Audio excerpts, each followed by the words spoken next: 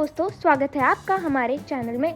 अगर अभी तक आपने हमारे चैनल को सब्सक्राइब नहीं किया है तो हमारे चैनल को सब्सक्राइब कर लें। दक्षिण अफ्रीका ओडीआई सीरीज में इन 5 भारतीय खिलाड़ियों को नहीं मिली जगह, खूंखार मिस्ट्री स्पिनर का भी कटा पत्ता। दोस्तों, भारतीय क्रिकेट कंट्रोल बोर्ड ने दक्षिण अफ्रीका के साथ 30 दिसंबर से शुरू हो रही ओडीआई सीरीज के लिए भारतीय स्क्वाड घोषित कर दिया है। केएल राहुल टीम के कप्तान होंगे। वनडे टीम के नियमित कप्तान शुभमन गिल और उप कप्तान श्रेयस अय्यर चोट के कारण इस सीरीज का हिस्सा नहीं होंगे। उनके अलावा भी ऐसे 5 खिलाड़ी हैं जिन्हें आगामी वनडे सीरीज में मौका नहीं मिला है। तो चलिए दोस्तों, जानते हैं उन 5 खिलाड़ियों के बारे में।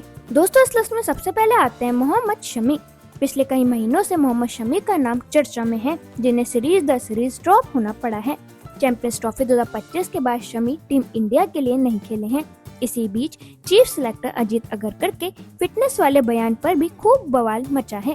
शमी 26 नवंबर से शुरू हो रही सैयद मुश्ताक अली ट्रॉफी टी20 टूर्नामेंट में बंगाल के लिए खेलते दिखेंगे, लेकिन टीम इंडिया के संदर्भ में उन्हें एक बार फिर निराशा हाथ लगी है। दोस्तों, शमी की अनुपस्थिति से ये सवाल जरूर उठ रहे हैं कि क्या टीम मैनेजमेंट अब भविष्य की योजनाओं में उन्हें ज्यादा महत्व नहीं दे रहा। उनकी अनुभवपूर्ण गेंदबाजी भारत की किसी भी सीरीज में बड़ा अंतर पैदा कर सकती है, लेकिन लगातार बाहर होने से उनकी वापसी मुश्किल होती नजर आ रही है। हालांकि शमी अभी भी नेट्स में कड़ी मेहनत कर रहे हैं और घरेलू स्तर पर अपनी फिटनेस व फॉर्म साबित करने की कोशिश में हैं। चयनकर्ताओं की नजर निश्चित रूप से उनके प्रदर्शन पर रहेगी, लेकिन जगह बनाने के लिए उन्हें किसी बड़े मंच पर प्रभावी प्रदर्शन करना होगा। फैंस भी उनकी वापसी का बेसब्री से इंतजार कर रहे हैं, क्योंकि शमी का अनुभव भारत के लिए हमेशा संपत्ति रहा है। दोस्तों, फिर इस लिस्ट में आते हैं वरुण चक्रवर्ती। वरुण चक्रवर्ती कह चुके हैं कि उनका गेंदबाजी एक्शन शायद टेस्ट फॉर्मेट के लिए अच्छा नहीं है, मगर टी20 मैचों में उनके प्रदर्शन को देख उम्मीद करना गलत नहीं कि सिलेक्टर्स उन्हें ओडीआई टीम में भी मौका देंगे। वो 2024 में टी20 टीम में वापसी के बाद 23 मैचों में 43 विकेट ले चुके हैं, लेकिन चैंपियंस ट्रॉफी के बाद उन्हें भी ओडीआई टीम में वापस आने का मौका नहीं मिला है। दोस्तों, उनके मिस्ट्री स्पिन और स्लो पिचों पर धमाकेदार प्रदर्शन के बावजूद सिलेक्टर्स का रुख अभी भी सख्ती दिखाई दे रहा है। पिछले कुछ महीनों में उन्होंने डेथ ओवर्स में भी अपनी गेंदबाजी से काफी प्रभाव डाला है, जिसके कारण फैंस उनकी ओडीआई टीम में वापसी की उम्मीद लगाए बैठे थे।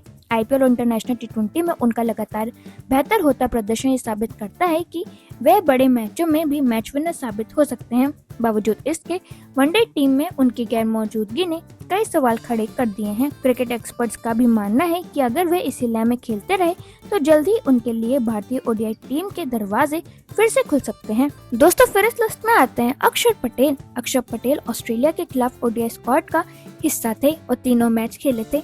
इन 3 मैचों की 2 पारियों में बैटिंग करते हुए उन्होंने 75 रन बनाए और सीरीज में कुल 3 विकेट लिए थे।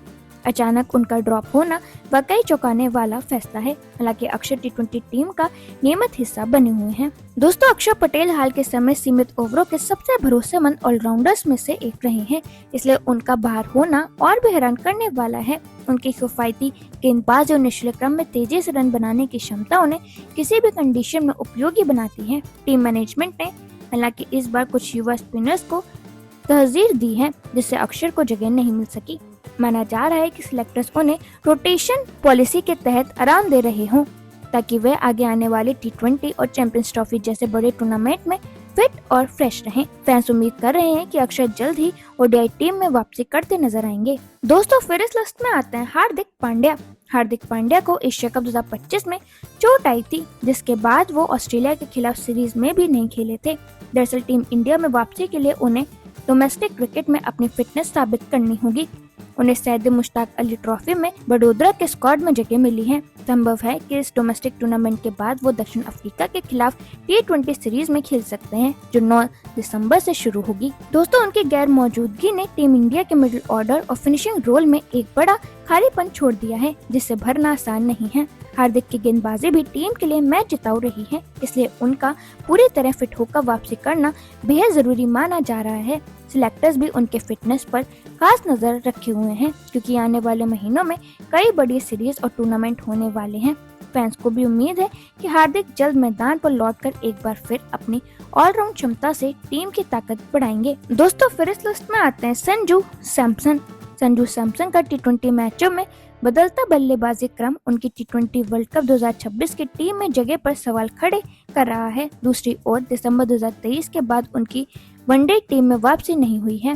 दोस्तों, उनके लगातार अनियमित भूमिका के कारण टीम इंडिया में उनकी स्थिरता पर भी असर पड़ा है। विकेटकीपर बल्लेबाज के रूप में सैमसंग के पास शानदार स्ट्राइक रेट और मैच फिनिश करने की क्षमता है, लेकिन उन्हें लंबे समय से एक ठोस मौका नहीं मिला है। चयनकर्ताओं का फोकस फिलहाल युवा विकल्पों पर अधिक दिख रहा है, जिससे उनकी वापसी और चुनौतीपूर्ण बन गई है। फिर भी उनके फैंस और एक्सपर्ट्स का मानना है कि एक अच्छी घरेलू या आईपीएल सीजन उन्हें फिर से टीम के रेस में मजबूत दावेदार बना सकता है। तो दोस्तों, अब आप हमें कमेंट सेक्शन में जरूर बताना कि आपको क्या लगता था कि इस ओडीआई में किसको मौका मिलना चाहिए था।